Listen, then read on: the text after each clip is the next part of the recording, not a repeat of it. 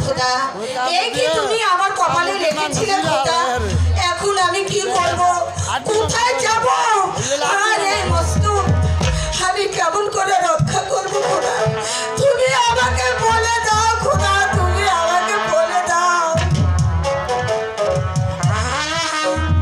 সর্বনাশ হয়েছে বেগম সাহেবা সর্বনাশ হয়েছে কি সর্বনাশ হয়েছে? শিশু কামালকে নিয়ে পালিয়ে যা না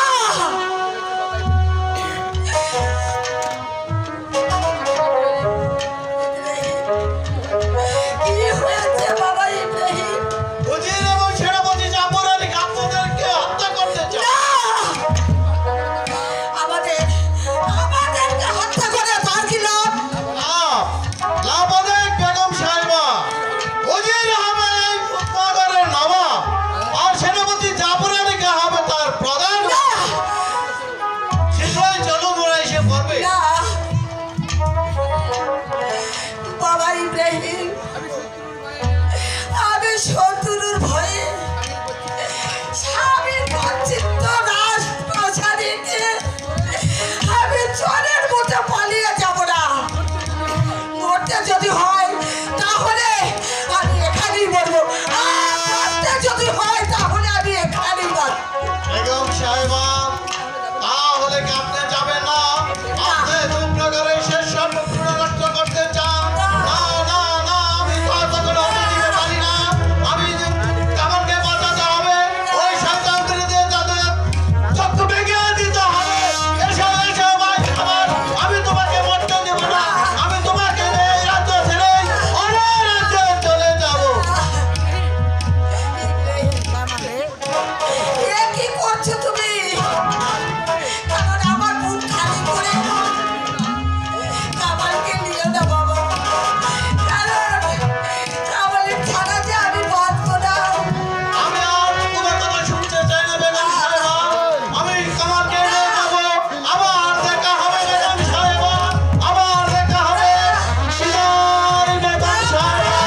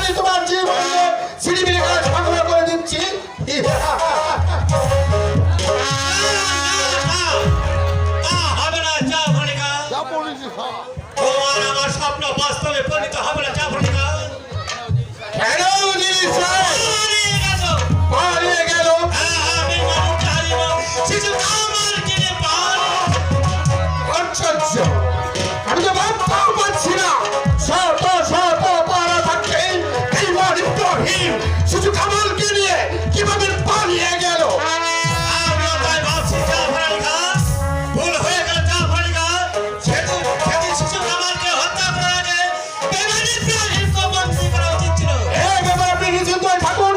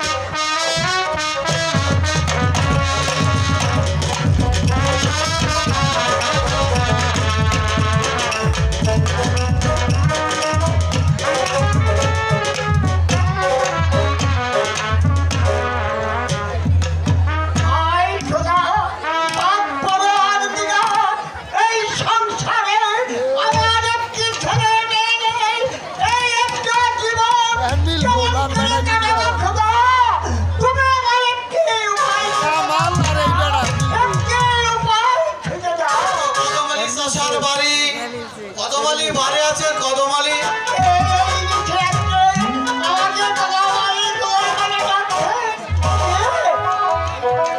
আমি ইব্রাহিম।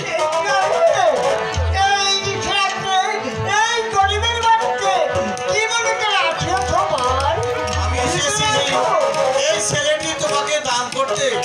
এই ছেলে তোমারই থাকবে।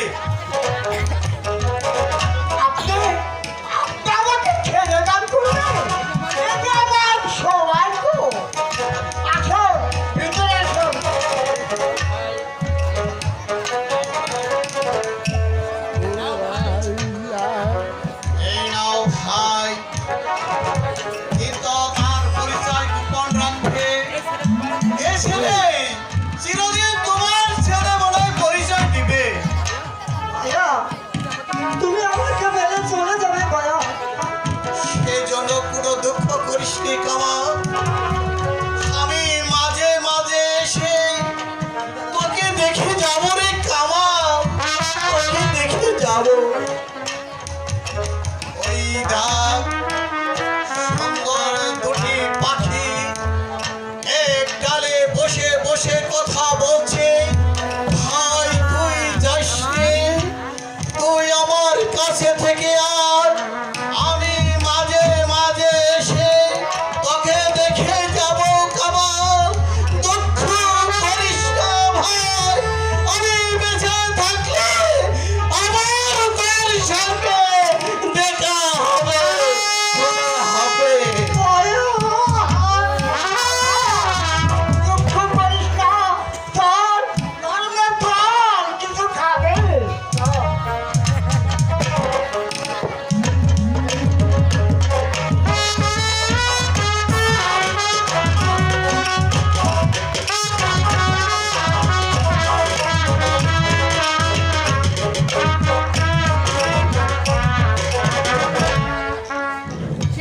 কি সেটা কি হয়ে গেল? চা ভরে নিখা, আমি তো ভাবতেও পারছি না। এই ব্যাপারে আপনি এখনো চিন্তা করবেন না অজির সাহেব। যেমনই করি হোক এই শয়তান দুটিকে ধরে আপনার সামনে করবো আমি নির্মমভাবে হত্যা। তাই করতে হবে, চা ভরে নিখা। আর পারবে না, যে চলে গেছে তাকে আর কোনোদিন খুঁজে পাবেন না। আপনি কি বলতে চান বেগম সাহেবা? বলছেন নয় সেনাপতি সাহেব, আপনাদের কাজে প্রতিদান দিতে।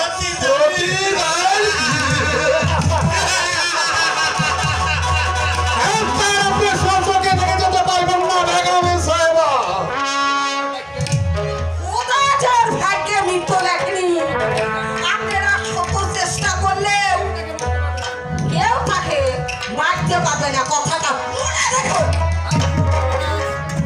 তার শিশু কামারার জল্লাদের হাত থেকে মুক্ত। আপনি কি বলতে চান বেগম সাহেবা?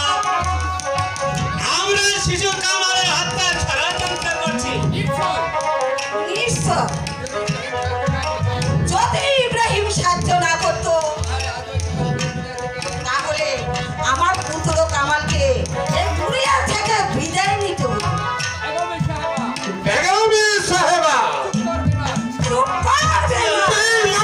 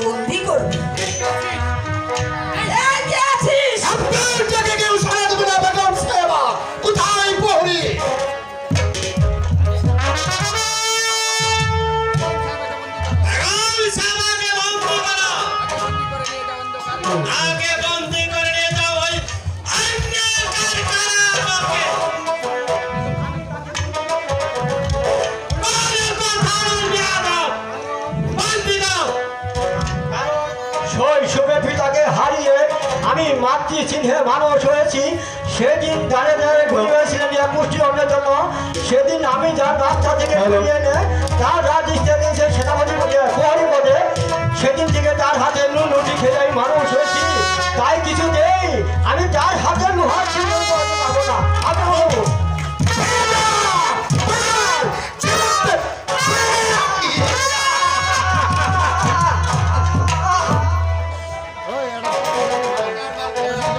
আমাকে আর মারবেন না, আমি আপনাকে কথা রাখবো।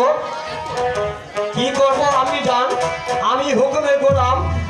যদি সাবে চাবকে আঘাত পেয়েও তবু আপনার হাতে আমার চিহ্ন পড়াতে হবে। দয়া করে আপনার হাত দুটো বাড়িয়ে দিন, আমি যান। হ্যাঁ, আমি তাই করছি।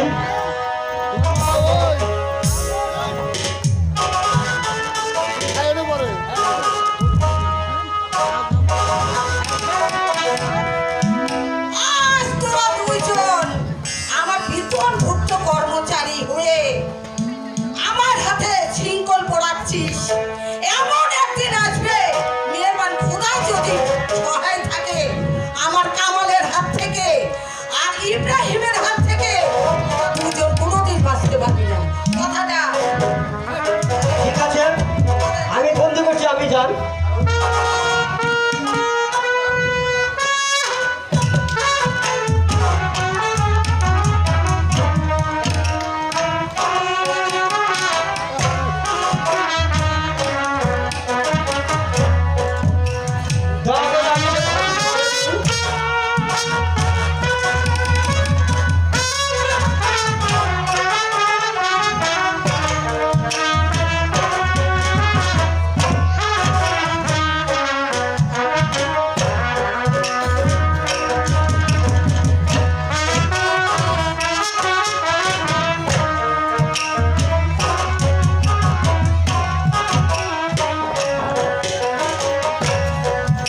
চলে আসুন, আমি যান।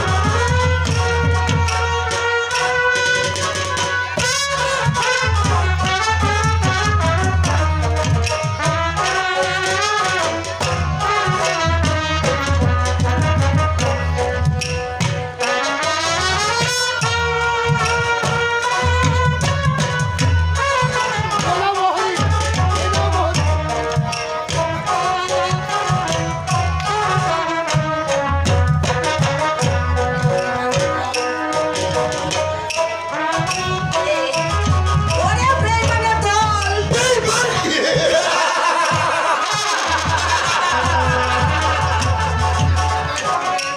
আমি যাবার পূর্বে ওই খোদার কাছে প্রার্থনা করে যাচ্ছি, তোদের জানে বেঈমানের শাস্তি হয়, তোরা একদিন এই শাস্তি পাবি। চলে আসুন।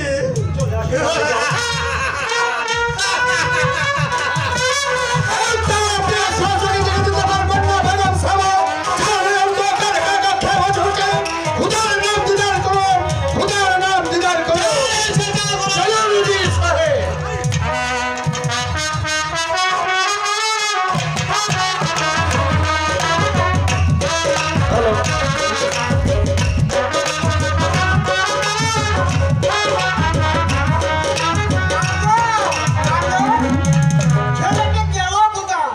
দেখতে দেখতে হ্যালো। বেশ বড় হয়েছে। কাজল, কাজল, তাকে এখন স্কুলে ভর্তি করার একান্ত প্রয়োজন। শ্বশুরকাল শিক্ষিত করে ওকে মানুষের মতন একজন মানুষ। পিতা তো আমার হাতে রাখছেন পিতা।